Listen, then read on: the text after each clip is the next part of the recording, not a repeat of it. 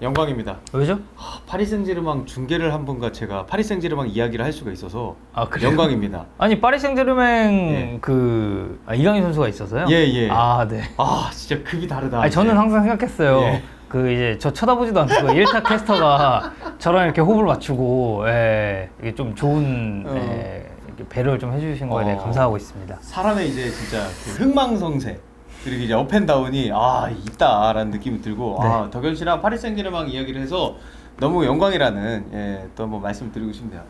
저희가 음바페 영상을 한번 다룬 적이 있어요. 사우디 링크 관련해서 파리 생제르맹 입장에서 이거 거부할 수 없는 금액의 제한이 들어왔다라고 했는데 선수 본인 의사가 중요하지 않습니까? 그렇죠. 거절했습니다, 음바페가. 네, 일단은 수요일에 그 말콤 이적 얘기 때문에 네. 어쨌든 음바페랑 만날 기회가 있었는데 이제 음바페 본인이 이제 좀 아릴랄 쪽 대표들이랑 이제 나는 안 한다라고 이제 거절했다는 보도가 나왔고 사실 이 음바페 사과를 아릴랄 쪽에서는 더 좀 심화시키고자 좀 네. 노력하는 건 있어요. 왜냐면 이쪽은 음바페한테 진심이잖아요. 진짜 데려오고 싶지. 네, 그래서 이종류를 어쨌든 많이 투자를 하려고 이제 하고 있으니까. 근데 우리가 앞서서 음바페 사과 때도 잠깐 다루긴 했습니다만 음바페 지금 이종류를 따져봤을 때는 이게 사실 말도 안 되는 얘기거든요. 3억 유로. 3억 유로를 일단 제시를 했다는 얘기가 있었고 그리고 연봉만 놓고 봤을 때도 우리가 그때 1조 막 이런 얘기 했었잖아. 근데 그 1조라는 금액 자체, 물론 이제 패키지가 다 포함된 금액입니다.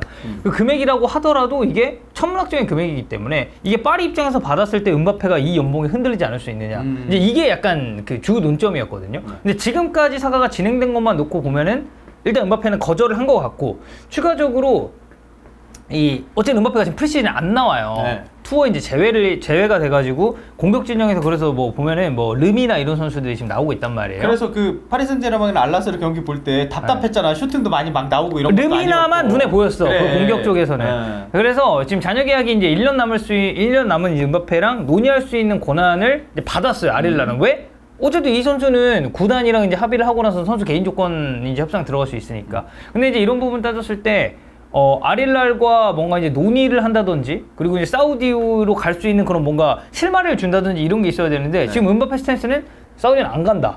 그러니까 유럽에서 뛰는 걸 훨씬 더 선호한다라고 좀 얘기가 많이 나오고 있기 때문에 이거는 조금 더 우리가 사과를 지켜봐야 되지 않을까. 그러면은 지금 계약 기간 1년 남아서 이적료가 발생할 수 있는 이적 기간이 이번 이적 기간인데 재계약을 하지 않는다는 가정하에서는 그러면은 다음 이적 시장부터는 이적료가 발생이 되지 않아요. 그러면 이제 웃는 팀은 하나 따로 있는 거 아닙니까? 레알 마드리드죠. 그렇죠. 네, 레알 마드리드는 그러니까 사우디행을 어쨌든 음바페가 거부를 했습니다. 근데 이제 파리 생제르맹은 음바페가 이미 이제 레알과 좀 계약을 했다. 그러니까 개인 조건에 있어서 워낙 이런 또 거를 레알이랑 링크랑 이런 사과가 길었으니까. 그리고 실제로 음바페가 인터뷰에서 얘기를 했잖아요. 레알 마드리드 가고 싶었는데 이런 상황 때문에 못 갔다. 이런 얘기를 했기 때문에 이제 로마노의 말을 빌리자면 이미 파리는 이제 확신을 하고 있기 때문에 얘는 레알로 갈 애다라고 생각을 좀 하고 있는 것 같고 말씀드렸듯이 음바페는 사우디에서 뛰는 것보다 유럽 축구에 남아있는 걸 더 선호를 한다고 합니다. 그래서 소식통의 말을 빌리자면 내년에 이제 레알 마드리드에 이제 합류한다는 그거는 이제 확신을 하고 있기 때문에 음바페가 지금 사우디로 갈 이유가 없다라고 이야기를 하는 쪽이 상당히 많죠. 네. 자, 그렇다면 결국 이번 시즌은 음바페가 잔류할 가능성이 높은 상황인데 그러면 음바페 이적 사과는 올 시즌은 이번 여름 이적 시장만큼 이 정도로 좀 정리가 될 것 같은데. 근데 이제 좀 그런 거예요. 그러니까 파리 입장에서 보면 만약에 이번 여름에 그리고 이제 외신도 생각을 하겠죠. 현지도 생각을 할 텐데 만약에 음바페가 이번 여름에 이적을 한다면 그 클럽은 레알 마드리드가 될 것이다라고 보는 여론이 상당히 많고 사우디 쪽으로 가는 가능성은 지금 많이 낮아진 상태입니다. 그래서 이거는 그냥 지금까지 나온 것만 놓고 보면 정말 천문학적인 이적료를 제안을 했고 천문학적인 연봉을 제안을 했지만 음바페는 유럽 쪽에 남는다라고 보는 게 조금 더 기울어지고 있다라고 좀 생각을 해야 될 것 같은데 이제 베라티 얘기 같은 경우는 이제 파리 생제르맹 입장에서 베라티라는 선수는 아주 중요한 선수가 맞아요. 근데 이제 이 선수가 지난 시즌은 좀 나아졌는데 그 이전까지 놓고 보면 부상의 빈도가 굉장히 많은 선수 아니었겠습니까? 그렇죠. 그러니까 리스크를 항상 달고 있는 선수였어요. 근데 제가 이제 알라스르전 중계를 했잖아요. 솔직히 별로 재미없었습니다. 저희 이제 입중계를 보시고 후토크를 보신 분들은 알겠지만 파리도 답답하고 루즈했어. 오히려 이제 알라스르에서 역습 장면 몇 개 나오고 호날두 그 오버헤드킥하고 이런 장면이 조금 더 재밌었다라고 저는 생각을 하는데 후반전에 베라티가 나오니까 볼 줄기가 이제야 돌기 시작하더라고요. 그러니까 파리 생제르맹이 지난 시즌 그리고 이번 시즌도 그렇고 이제 중앙 미드필더 이선이든 삼선이든 많이 데려오잖아요. 근데 좀 터진 확실한 이 선수다라고 할 만한 선수가 진짜 없었는데 그래도 베라티만큼은 저는 계속해서 꾸준했다고 보는 게 맞다고 봐요. 네, 그래서 어쨌든 지난 시즌에 그런 부상에 대한 리스크도 조금 줄이는 데 성공을 했기 때문에 올 시즌에 베라티가 이제 파리 중원에서 좀 어떤 역할을 할지 기대하시는 분들도 많았을 텐데 일단 알라스를 좀 잘했어. 우가르테나 어떤 호흡 맞출지 막 이런 얘기 했었잖아. 조합으로. 그래서 알라스를 좀 보면은 우가르테는 또 이제 백스리의 우토퍼로 이제 기용이 됐었고 이강인 선수는 안 나왔어요. 근데 이런 거 보면은 사실 이제 국내 축구 팬들이 궁금해하는 건 그겁니다. 지금 베라티가 보면 어쨌든 한 3천만 유로 정도를 파리가 원하고 있고 네. 아릴랄이랑 파리 이거 영입권 거의 근접했다. 예. 그래서 베라티가 계약을 좀 제시받는 그 이제 기간이 한 3년 정도 된다고 하니까 이게 모든 조건이 잘 맞아떨어지면 베라티 이거 로마노 쪽이면 이제 히어리고 나올 수도 있다. 그렇지. 이제 그런 느낌인데 우리 축구 팬들은 그걸 궁금해해요. 중원에서 베라티가 빠져. 이거 어떻게 보면 이제 그 빌드업의 중추 아니야? 지금 뭐 그 친선 경기 2경기 보니까 야 이거 이강인 없으면 안 들어가겠는데? 야 그러면은 베라티 나오고 이강인 나오면은 그래 팀 괜찮겠다. 그런데 베라티가 가? 야 이러면은 어떻게 되는 거냐라는 생각이 들죠. 그러니까 베라티가 나오기 이전에 알라스드전에서 3선 움직임을 가져갔었던 선수 이제 은두루 선수가 거기서 이제 좀 뛰었었고 이제 약간 미드필더 라인에서는 스위칭 플레이가 좀 계속 일어났다라고 생각을 하는데. 네. 베라티가 나왔을 때 경기력은 분명히 달랐거든요. 근데 이 베라티가 빠진다. 그러면 이강인 선수가 해줘야 될 역할이 저는 조금 더 많아질 수도 있다고 생각해요. 어쨌든 이 루이스 에니케 감독은 르하브르전을 우리가 이제 네. 어쨌든 본인이 또 중계했잖아요. 그쵸. 보면 우측으로 나왔어요, 이강인 선수가. 우측 윙포워드로 나왔죠. 근데 윙포워드로 나왔지만 중앙지향적인 동선을 굉장히 많이 가져갔단 말이죠. 왜? 우측에 하키미가 엄청 공격적으로 올라오니까. 맞아.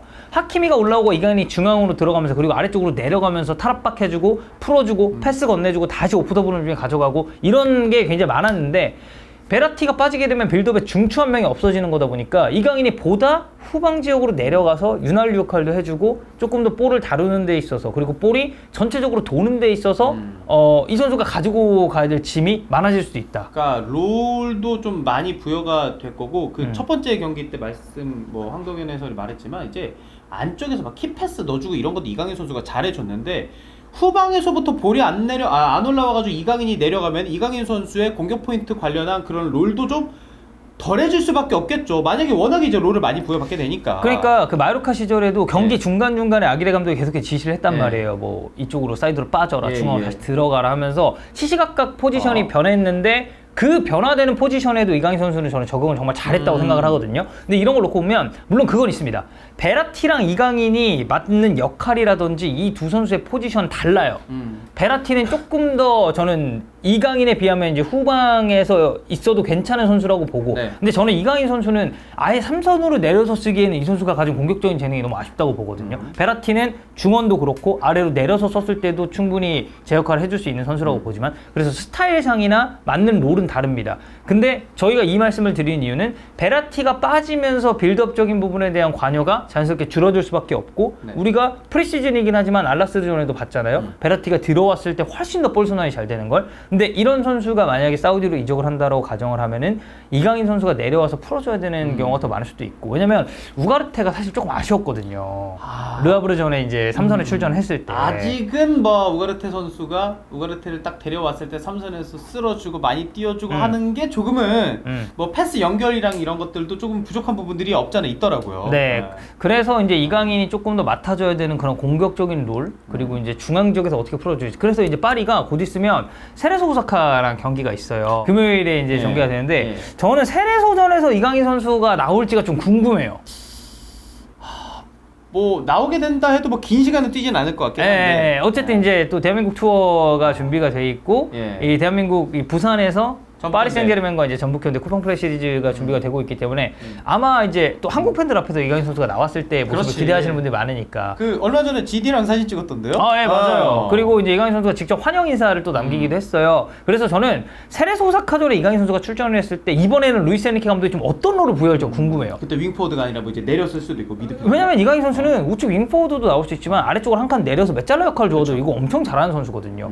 그래서 이강인의 역할 분담에 따라서 혹은 이제 베라티랑 같이 뛰었을 때나 아니면 베라티가 없을 때 이강인만 이제 출전을 했을 때면 만약에 베라티가 떠나면 약간 이런 느낌으로 파리가 팀을 운영하지 않을까. 이제 저는 그런 것도 볼 수 있다라고 생각을 하기 때문에 이제 남은 두 경기 세레소 오사카전 그리고 대한민국 투어 이 전북현대전 네. 이 두 경기에서 이강인 선수가 어떤 롤을 맡을지가 좀 주목이 됩니다. 그 진짜 파리 생제르맹은 중원에서는 저는 먼저 떠오르는 선수 중에 하나가 진짜 베라티인데 베라티가 나갔을 때 이게 이강인 선수에게 영향을 끼칠 거라고 생각을 해본 적이 없거든요. 근데 지금 이강인 선수 하는 거 보면은 아 베라티 선수가 없을 때 이강인 선수의 롤이 좀 많아질 거라는 생각이 들고 지난번에 덕현 씨 그 토트넘이랑 웨스트햄 경기도 중계했었잖아요. 네. 그때 손흥민 선수 나왔었나요? 안 나왔죠.